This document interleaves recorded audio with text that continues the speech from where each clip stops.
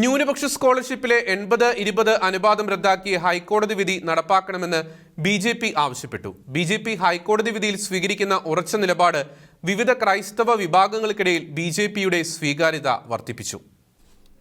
ഹൈക്കോടതി 80-20 അനുപാതം റദ്ദാക്കിയ വിധി നടപ്പാക്കണമെന്ന് തുടക്കം മുതൽ ബി.ജെ.പി. ആവശ്യപ്പെട്ടു വരികയാണ്. ന്യൂനപക്ഷ ആനുകൂല്യങ്ങൾ ജനസംഖ്യ ആനുപാതികമായി വിതരണം ചെയ്യണമെന്നും ബി.ജെ.പി. സംസ്ഥാന ജനറൽ സെക്രട്ടറിയും ദേശീയ ന്യൂനപക്ഷ കമ്മീഷൻ മുൻ വൈസ് ചെയർമാനുമായ ജോർജ് കുര്യൻ ആവശ്യപ്പെട്ടു. 80-20 റേഷ്യോയിൽ കേരളത്തിൽ സ്കോളർഷിപ്പുകൾ വിതരണം ചെയ്തുകൊണ്ടിരുന്നത് കേരള ഹൈക്കോടതി റദ്ദ് ചെയ്യുകയുണ്ടായി. അതിനെ സംബന്ധിച്ചാണ് കേരളത്തിൻ്റെ മുഖ്യമന്ത്രി സർവകക്ഷി യോഗം വിളിച്ചത്. സർവകക്ഷി യോഗത്തിൽ ബി.ജെ.പി. ആവശ്യപ്പെട്ട കാര്യങ്ങൾ, ഒന്ന്, കോടതി വിധി നടപ്പിലാക്കണം.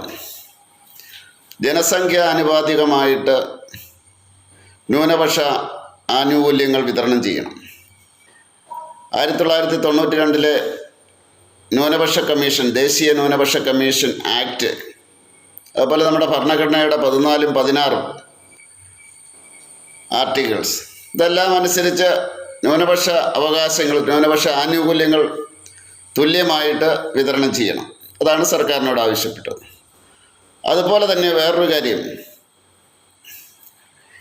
കേരളത്തിൽ 14 ജില്ലകളിൽ കേന്ദ്ര ഗവൺമെൻറ്റിൻ്റെ പദ്ധതികൾ നടപ്പിലാക്കാൻ വേണ്ടിയുള്ള കമ്മിറ്റികളിൽ, ജില്ലാ തലത്തിലുള്ള കമ്മിറ്റികളിൽ 6 ജില്ലകളിലെ ക്രിസ്ത്യൻ പ്രാതിനിധ്യമുള്ളൂ.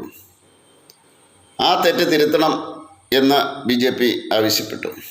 കേന്ദ്ര സർക്കാരിൻ്റെ ന്യൂനപക്ഷ ക്ഷേമ പദ്ധതികൾ നടപ്പാക്കുന്നതിനുള്ള ജില്ലാതല സമിതികളിൽ കേരളത്തിലെ 6 ജില്ലകളിൽ മാത്രമാണ് ക്രിസ്ത്യൻ പ്രാതിനിധ്യമുള്ളത്. ഇത് വിവേചനമാണെന്നും എത്രയും പെട്ടെന്ന് തിരുത്തണമെന്നും ജോർജ് കുര്യൻ ആവശ്യപ്പെട്ടു. ന്യൂനപക്ഷ വിദ്യാർത്ഥികൾക്ക് വേണ്ടിയുള്ള കോച്ചിംഗ് സെൻ്ററുകൾക്ക് കേരളത്തിൽ ഒരു മതത്തിൻ്റെ കോച്ചിംഗ് സെൻ്റർ എന്നാണ് പേര് നൽകിയിരിക്കുന്നത്. ഇത് ന്യൂനപക്ഷ വിദ്യാർത്ഥി കോച്ചിംഗ് സെൻ്റർ എന്നാക്കി മാറ്റണമെന്നും ജോർജ് കുര്യൻ പറഞ്ഞു. കേരളത്തിലെ ക്രൈസ്തവ സമുദായത്തിൻ്റെ സമഗ്ര വികസനത്തിന് കർണാടക മാതൃകയിൽ ക്രിസ്ത്യൻ ഡെവലപ്മെൻറ്റ് കൗൺസിൽ രൂപീകരിക്കണമെന്നും ബി.ജെ.പി. ആവശ്യപ്പെട്ടു. Shekinah news bureau, Kottayam.